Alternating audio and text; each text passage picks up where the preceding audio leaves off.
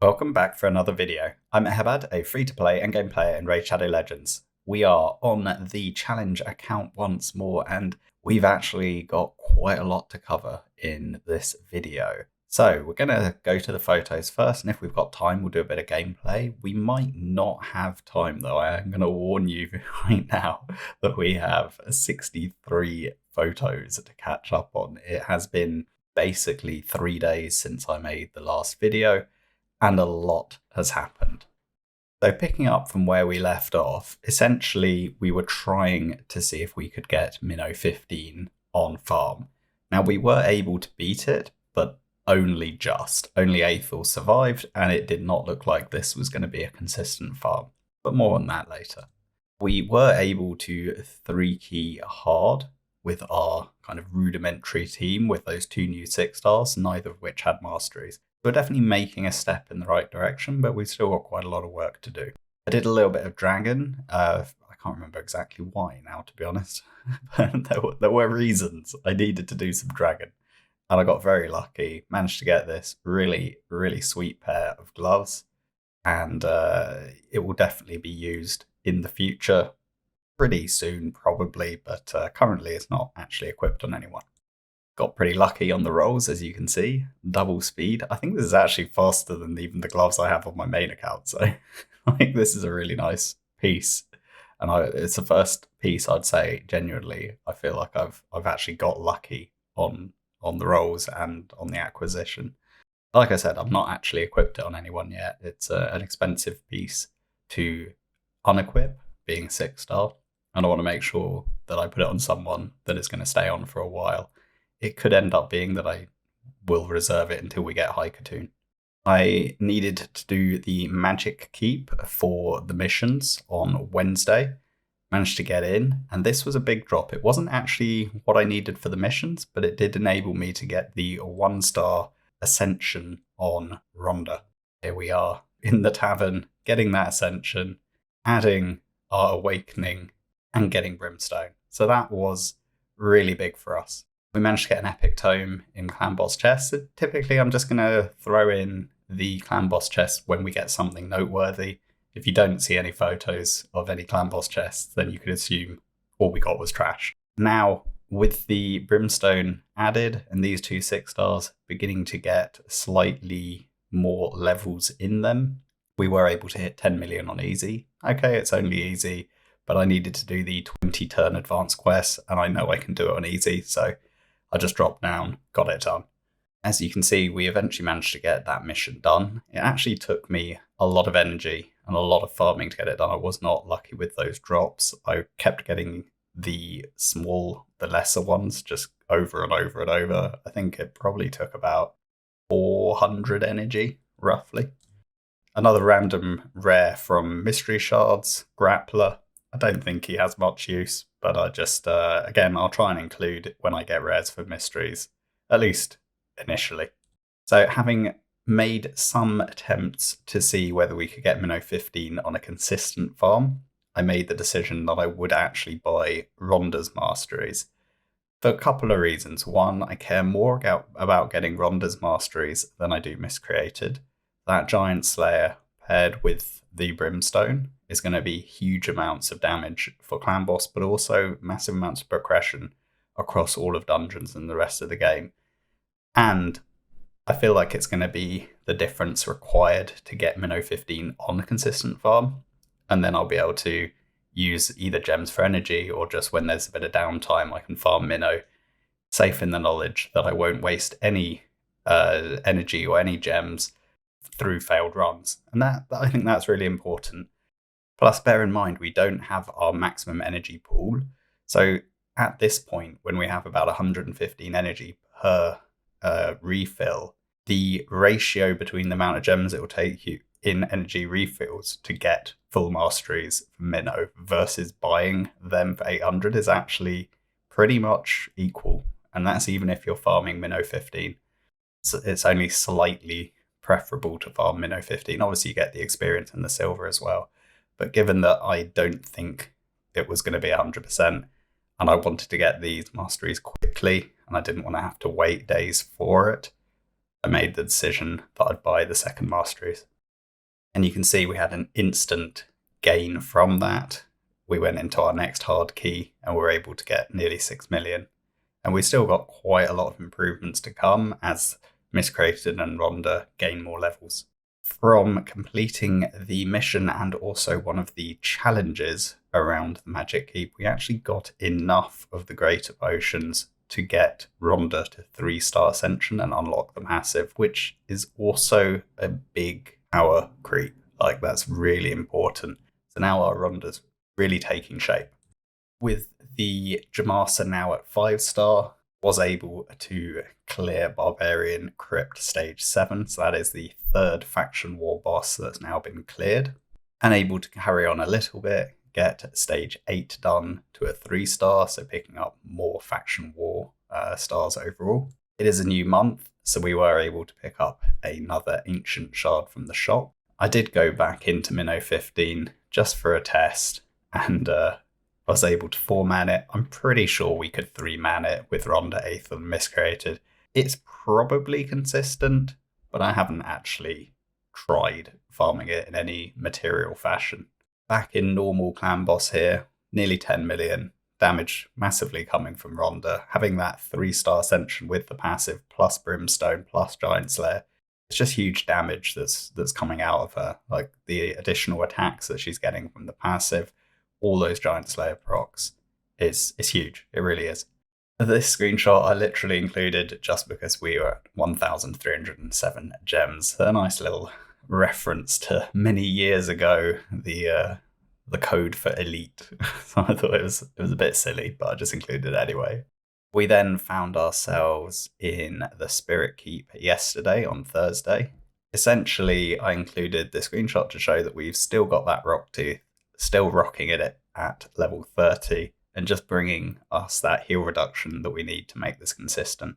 I think at some point I will be replacing Rock Tooth with an Armiger and see if that is sufficient, because basically if I can keep the boss's turn meter down and never let her take a turn, that's the better approach. It'll be a faster run and in the long run more consistent. So in that kind of composition, I'd be looking to replace Jamasa and Rocktooth for 2 turn meter controllers, and that will probably be what I do in the future.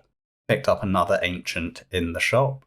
Now we're back in hard clan boss, getting nearly 9 million. So we're really beginning to get good damage. We're not quite at the 1 key yet on hard, but it's a very comfortable 2 key. Meanwhile on normal, 9.2 as well, way past the 1 key threshold on normal. So we're beginning to start transitioning into a hard/brutal clan boss team, as we have now 3 60s, 2 of which have masteries.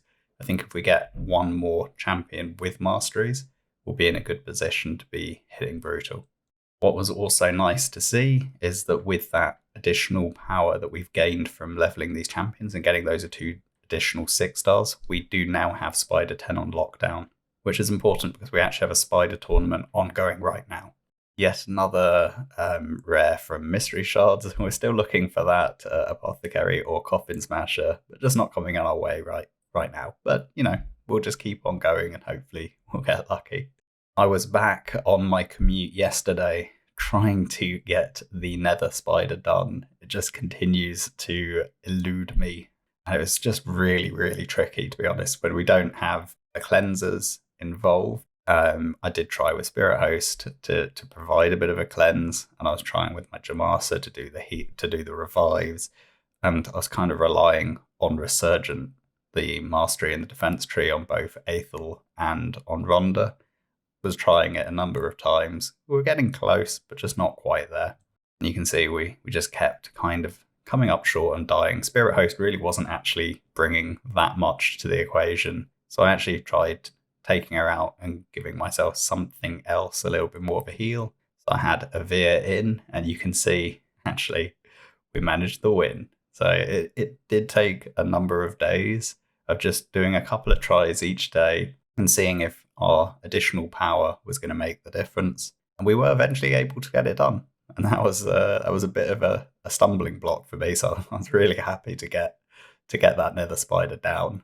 There you go, Nether 30. the 4-star chicken, well worth it. Managed to carry on, did autoed floor 31, 32, 33. Then I had to stop autoing, it became too difficult. 36 was a particularly tough floor. I just included it anyway, just so you can see that we're basically using the exact same team. At least the first 4 champions are omnipresent.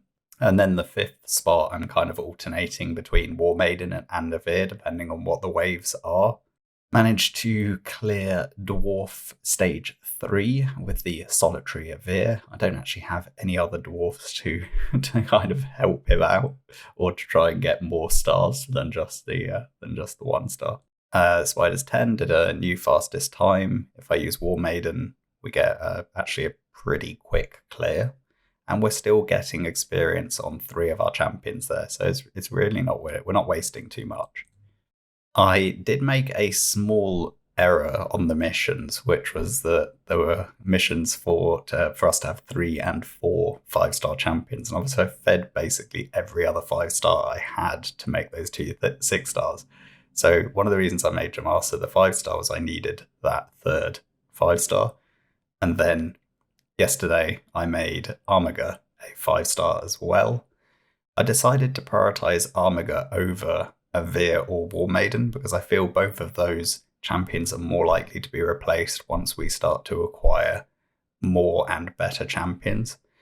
Whereas Armiger is more likely to be someone that I'll end up using quite far into the end game for things like Spider, Fire Knight, Scarab, Dark Fae. There's a lot of areas where Armiger is extremely strong.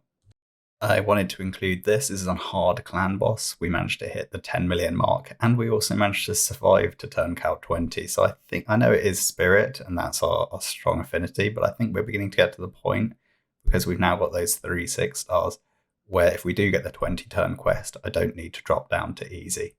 And that key ultimately capped out at 11.5 million. Again, just short of the 1 key.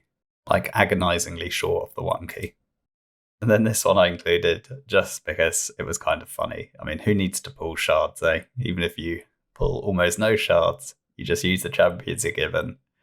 And you can still top the damage meters, at least on the people still hitting hard. Obviously, we know some other people within the clan have had a lot of luck and are on brutal with their particularly strong teams. Ultimately, unfortunately, we did lose the Clan v Clan. It was a pretty tough loss to take, but they were a level 13 clan with 30 wins, or 29 wins going into the CVC.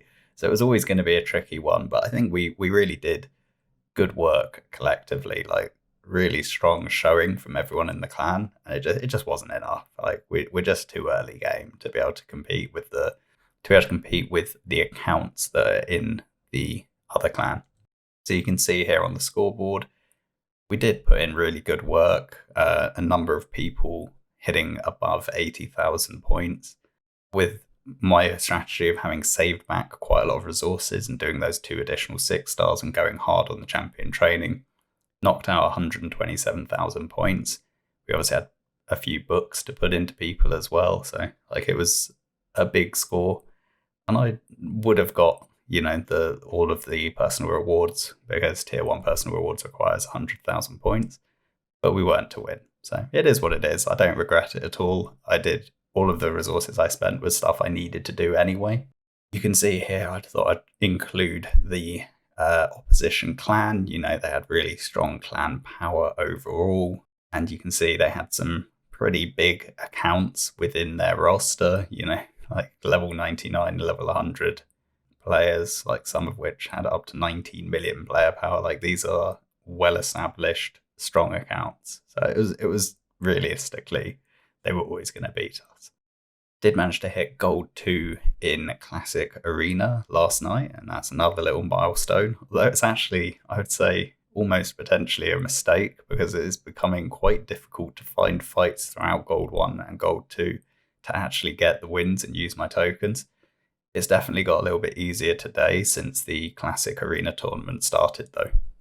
Once more, we were scuppered last night by the Defeat Faction Wars boss. This is becoming just the bane of my account. Like every day I seem to get this Faction War boss advanced quest. So we just need to try and get as many factions to at least be able to beat the first boss as quickly as possible so we're not continually losing energy on a daily basis. I did do my first brutal clan boss key yesterday as well. Because basically I was going to 1 key normal, 2 key hard, and I had a key left over.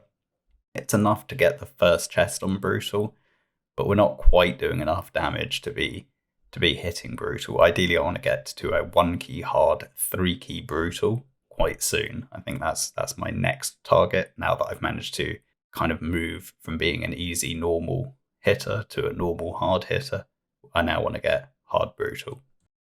And then this morning I had the force challenge to do, the force keep mission rather.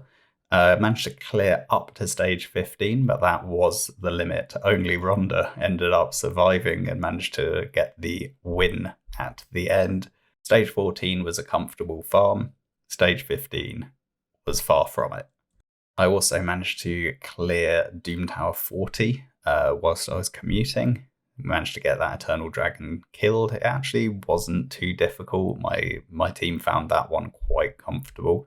I'd say the waves are becoming much harder than that boss. Nether remains a complete bane of my life because I just don't have the champions for it. But the other bosses in this rotation I feel are relatively beatable. So once the spider tournament started, I've been in there farming Spider's Den. Basically, I swapped War Maiden out and accepted a slower farm by putting Frozen Banshee in. And the main reason being I wanted to get experience on as many champions as possible. So I'm not actually farming food here, but I'm trying to get the remaining levels on my champions to make them stronger in dungeons and clan boss.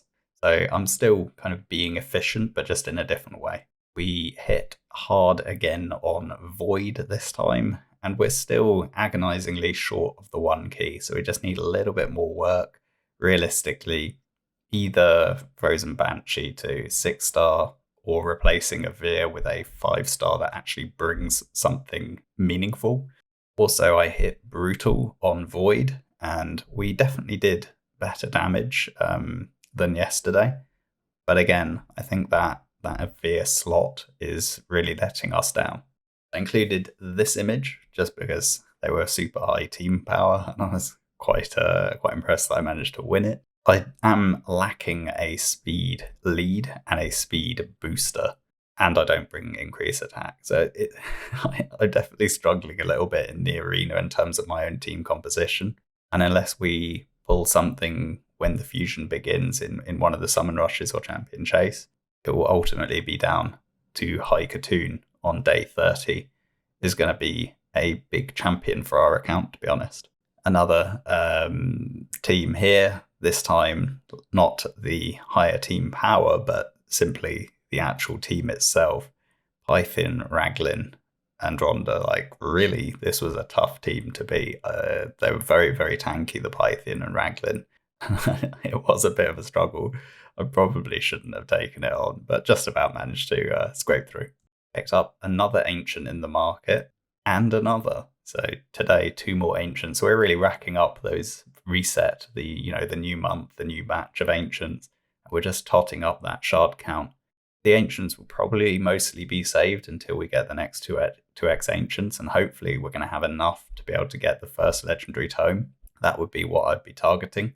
But ultimately, we'll have to see how the fusion ends up evolving and what we end up doing. I think given that it's not a fragment fusion, by the sounds of it, that it's probably going to be a traditional fusion. I feel like it's going to be something that I'm going to go for, a handful of the epics, try and get maybe 3 epics, and kind of conserve shards. So we'll just kind of have to see when we get news and come up with a plan. As always, I will put out a fusion guide, and I will kind of tailor it towards what I'll do on the main, but also what I'll do on the challenge account. Picked up yet another mystery rare, but again, not one that I think I can really use. Did manage to get 3-star on Orc Stage 1, Orc Stage 2, and 3-star on Orc Stage 3, which is where I ended up farming all of the day's keys.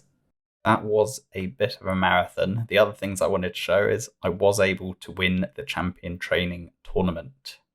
That whole saving of resources and targeting the champion training during the CVC, going really hard at ultimately it paid off. This is the third tournament we've won since the account has started with 6-star Relentless on offer. Twice it's been legendary, one time it was epic. Basically, 2 champion training tournaments and a tag team tournament have so far been won during this challenge. Just getting the epic tome, the 1,000 points, and the 6-star legendary, all really useful for the account. Hopefully, we'll get some good pieces. What that also meant is I managed to complete my elite quest on the clan quests, and that gets me another 350 clan gold. In addition to the 1,000 energy that I bought during last week or during the reset just before CVC, I have used another 6 refills from the clan shop so far this week, and I will ultimately use the other 4.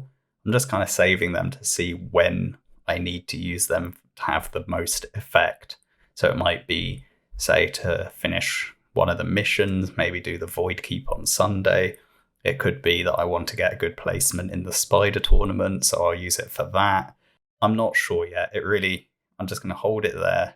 When we see what the schedule is, we can make a decision on when to optimize the use. But obviously, we have to use it within the next 3.5 days, so that we know. Right then, let's see if this Relentless is any good. Fingers crossed. Weapon, 3 really good stats there: attack percent, crit rate, and accuracy, but no speed. That's going to be a problem. So far we've had almost no speed in all of our Relentless, and that's really limiting how many, whether we're going to end up with a usable set, really. Again, no speed. A decent set of 3 substats. If the flat defense was speed, then this would be top tier. We do have speed, but with crit damage and HP percent, it's a bit of a weird piece. We've kind of got 3 sort of defensive stats, and then crit damage is kind of a bit awkward if this was resistance or accuracy, or if we had crit rate instead of one of the HP or flat HP or HP percent. At least it would be more of a focused piece. It will definitely get used, particularly if we end up rolling speed once or twice. Attack percent gloves, not great. If we do get a bomb champion though, could be okay, particularly given it's got accuracy as a sub. HP percent, again, no speed. Look at this is unreal. Just continuously get pieces with no speed. Crit rate is the only really good sub here, the rest of them not so much. And then flat HP on the boots. So, the only piece with speed with this is it's going to be a struggle again. We keep getting pieces that just don't fit. What can I say? We're getting quite a lot of it now, but how many actually have a substat speed? We've got a little bit, but these 2 are quite defensive pieces. They're decent. Then that one, like I said, is a bit of a mix. Then that's 3-star. Those are attack percent, and then these are flat, boots that aren't speed main. So we've actually really only got 3 pieces that have actually had speed. So out of a lot, a lot of pieces. Anyway, it is what it is. We just keep trying. One day we'll just buy loads of Chaos Ore and try our luck. Yeah, to avoid this video getting too long, I'm probably just going to leave it there. What I will do is start this clan boss key. It is against Force, so it's really not optimum for our team. But at least I'll just start the key. I'll put a bit of music on. If anyone's interested to see how the team performs and see that Rhonda put in some work, you guys can watch it for the next couple of minutes. All I can say otherwise is, thanks for watching. Please like, comment, subscribe. All feedback is always welcome, and I really appreciate the people that are actually following through on this series. And I hope that you're finding the journey, interesting, and the kind of video diary style is working for you. So yeah, as always, thanks for watching. See you in the next one. Bye for now.